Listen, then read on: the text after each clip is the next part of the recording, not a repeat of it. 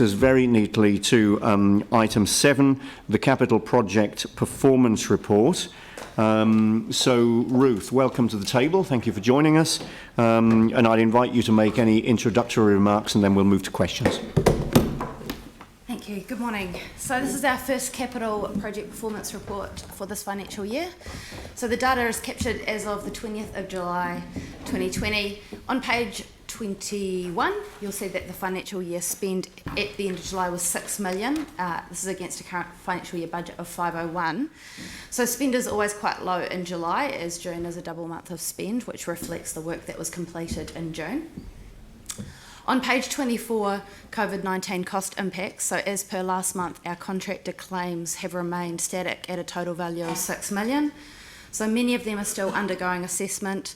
They're in negotiation. As of 20th of July, we'd settled 50% of those.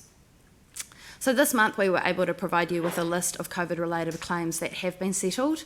You will get an updated list of that next month, but we do expect the majority of claims to be settled by that time. There will be a couple of claims outstanding that may take a couple of extra months to resolve. You will receive at this committee the final settled values once we've completed those negotiations. Page 26, carry forward and bring backs. So our 501 million budget this financial year does include 94 million worth of projects that were carried forward from last financial year. The details on those projects are in Di's report, which you'll receive later on in today's agenda. As of 20th of July, based on project manager forecasts, we are forecasting at the moment a net carry forward from this year of minus 52 million. So what that is a bring back of 52 million. It's a common scenario at the beginning of a financial year to see a bring back. There are quite a number of projects in construction. We've got 400 at the moment, and we've just set our annual plan budgets. So we also are trying to focus on early planning of projects at this time of the year to allow for unforeseen delays or issues of those projects in construction. So our focus this financial year is to manage bringbacks and carry forwards so that we have a net zero carry forward for financial year 21. So page 29, our current project status, that has remained relatively static from previous month. So there were a number of projects reported in those greater than $1 million value that were read. We have addressed them during July and are no longer an exception. What you will see in future capital project performance reports will be a separate attachment similar to the watchlist one and the MCR one that will provide detailed progress updates on our externally funded projects. So our water projects, our shovel-ready projects and our CRAF funded projects among them. On page 33, our watchlist report. This has been revised for financial year 21 after last committee. The status has remained static from previously reported. The timing of the last committee, the submission of this report has meant St Albans Community Centre will form part of next watchlist report. But by way of verbal updates, St Albans is on track for delivery in February 21, with an opening still to be advised in collaboration with the St Albans Residents Association. So given the external shovel-ready funding that's been received to deliver on the coastal pathway, that is earlier than we had originally planned to deliver it. So that will be on future watchlist reports. You'll see that on the watchlist report next month. The major cycleways report, you'll see now that the shovel-ready projects have been identified within that report. The red time indicators that you see on those specific projects are historic and they were in relation to funding delays. Obviously that has been resolved. So once we've worked out our delivery program for those projects, we will rebaseline those dates to reflect that delivery program. Those red indicators will drop off. And then finally, the closeout report. So each month you receive a project closeout report. We've come to the end of our existing list. And so we are asking just for confirmation from you around the next 6 projects where you will receive those closeout reports for the next 6 months. I'll now take any questions. That's great. Thank you very much indeed. And thank you for including the list of the shovel-ready projects in this report as well, and noting that this is where we'll get the progress reporting on those projects as well. Now, just coming back to your comments on Coastal Pathway, that will form part of the watch list in future. Do we need to pass any resolution, or that will just happen as a matter of course? It'll just happen as a matter of course. It'll just happen. Yep, that's great. Thank you very much. All right. Any further questions? Sam. Just a quick one. Thanks, Ruth. It's a really useful report. In terms of the CapEx to date, like I appreciate this is in July, but do we have a sense on where that's going or how much has been spent? So we have spent what we forecast for July and August. It will ramp up from now on as we start to move into construction on those 400 projects. So at the moment, we're still forecasting to deliver on the 501. Okay. Yeah. Cool. Thank you. Yanni. Thank you for the update. The COVID-19 costs and the claims, are we going to get any sort of special briefing on like the legal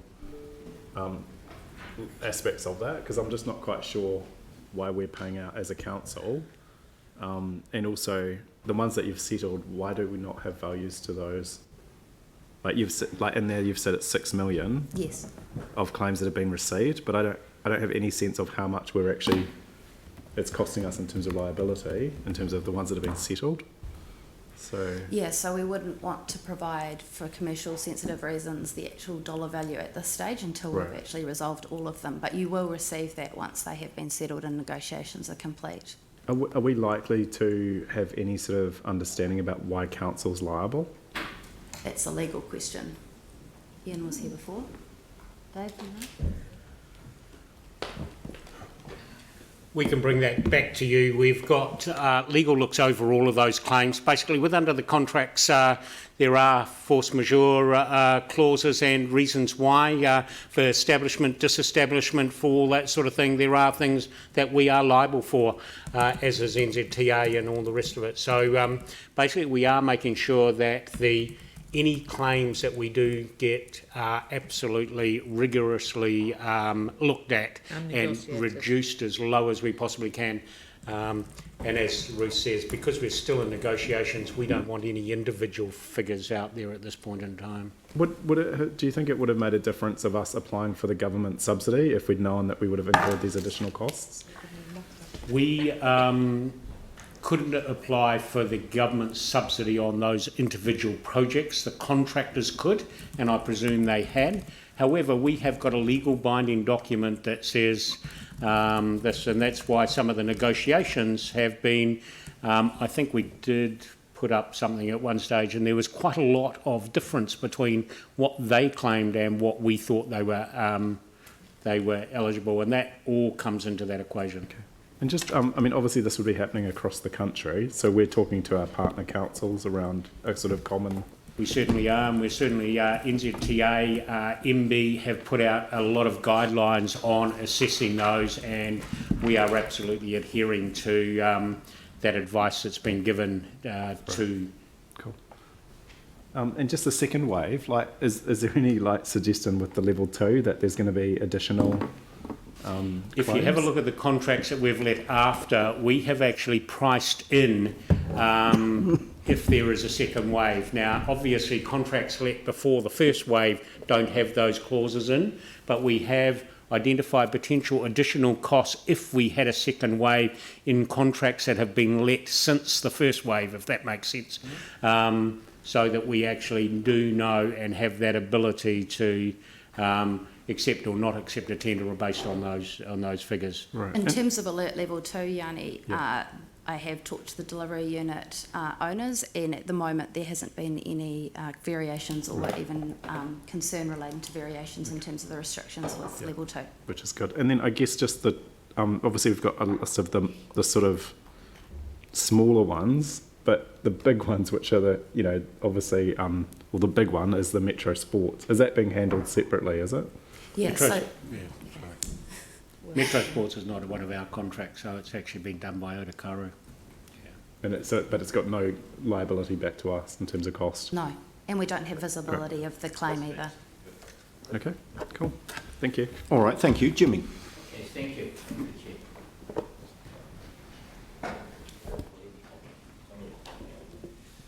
Thank you.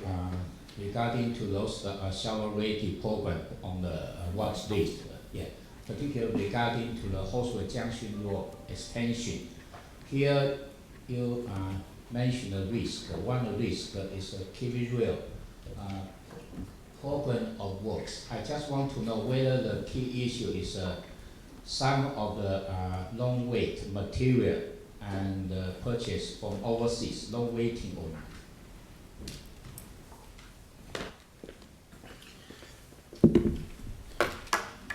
The New Zealand legislation puts the railway line actually has precedent over roads, and so they are the dictators of work that occurs on their activity. Where we've come up to agreement, we've finally got the design done, but they are very specific on the equipment that they use, and it's that that's been delivered. Apparently there's a worldwide demand, and that's a 9-month delivery time on specific equipment that they want to deal with that crossing. At the same time, we have actually put one of our project managers on as a special Kiwi Rail liaison person to keep track of that. And he used to work for Kiwi Rail, so knows their system.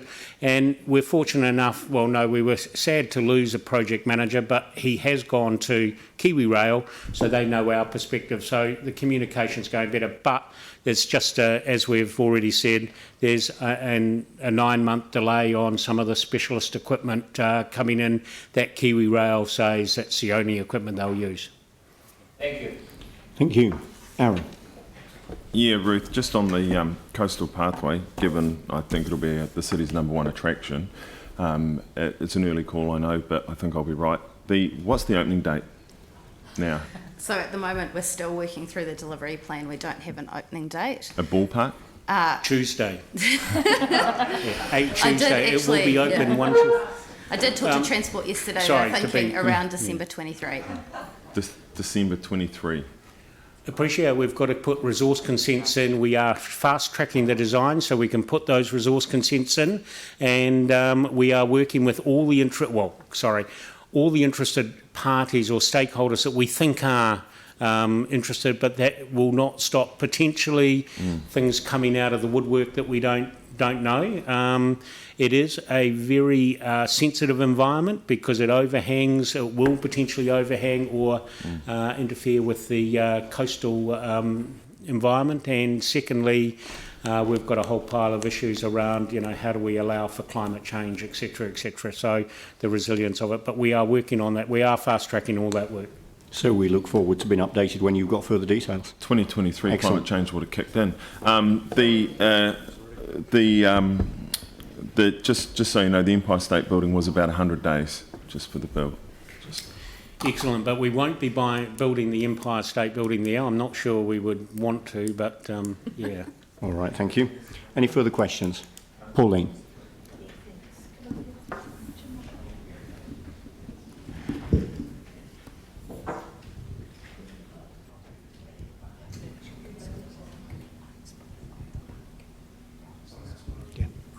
And that's going. This one on page 31, and it's about the Christchurch wastewater treatment plant, which is a read, and it's contractual issues to be resolved with the contract. How's it going? Because that's a fairly major piece of kit we've got out there. It's just ongoing negotiations with the contractor, which we'll just have to resolve it with time. It's basically a fraught relationship with them understanding how the detail on the plan versus being a competent builder needing to be able to interpret what's on the plan. So it's achieving that balance. Right, so is that more related to the building Yes. rather than the operation side of the plant? Yes, that's right. Okay, thank you. Thank you. Phil. Thank you. Dave, this is probably you again. With this coastal pathway, it has to be cantilevered, does it? No, I believe the team's looking at a variety of different options about digging back the bank on the other side, but there's a couple of private properties in the way. They're looking at a variety of different solutions to try. So it probably will not. I don't think we would ever get permission to pile it. Not sure we want to pile it after the incident that we're having at the moment with the private contractor. So we are working through what that design solution looks like. Sorry, you can't pile it, or like a wharf? We so to think speak? we're very unlikely to get in that area permission to pilot. But we are looking through all those design solutions and they're coming through with various options. So I'm not saying it's definitely going to be cantilever, but it's one of the options. We're also looking at options of cutting back. Obviously, we own quite a bit of the other side at the moment, or not at the moment, forever probably. Is this on the bend, so to speak? Correct, yeah. But then there's a couple of private properties further back which I can't dig into, or I'd have to buy. They'll get their special. It's reasonably. It's got a number of issues which we are working through. We've got issues around that the platform. We've got issues around the where the yacht club is. We've got apparently an old gun embankment in there, and I've biked over there and I've never seen it before. But there's an historic gun embankment somewhere, and there is also the tram bus station, which is a heritage preservation. So we've got a whole range of issues that we have to work through to look at all those solutions. Presumably this will be subject to public consultation and decision making at some point. Correct. Once you've done all of that work. The concept has been all approved and done. It's actually, you know, getting into the nitty gritty of the detail of actually how that gets delivered. There's a couple of things like secondary stormwater flow paths that we have to preserve as well, stop the people flooding there. There's a wide range of issues that they're taking on board, but we are fast tracking all those issues so we have a comprehensive solution that we can put to the market as soon as we possibly can. All right, thank you. Yanni, do you have something further? Did you want questions on the watch list projects as well? Yeah, this would be the time for that. Oh, okay. So the wastewater mains renewal for Chewham Street Brick Barrel, I see now that the new date's February 21. Increasingly concerned that project's becoming like a year, almost, you know, not quite a year overdue. And I just wanted to kind of understand how we're communicating to the local businesses in the area, what impact it's having on them, and if there's any thought to what we can do to alleviate any concerns. John may be able to answer, but I've been on site a number of times and we have got a very comprehensive communication with the owners of the properties alongside, and we're enabling, making sure that we don't impinge their access as much as we possibly can. Obviously, again, if you go down on site, it's a very complex little project because it's removing the old 120-year-old brick barrels and replacing them with a specially made, manufactured, lined pipe that we believe will give us another 120 years. Or the city, we might not be around to see the end of that pipe. Or some of us might, but but we are working and keeping, my understanding, them very informed. And when I've been down on site and talked to the locals, I've had no issues about them not feeling that they haven't been informed. Right.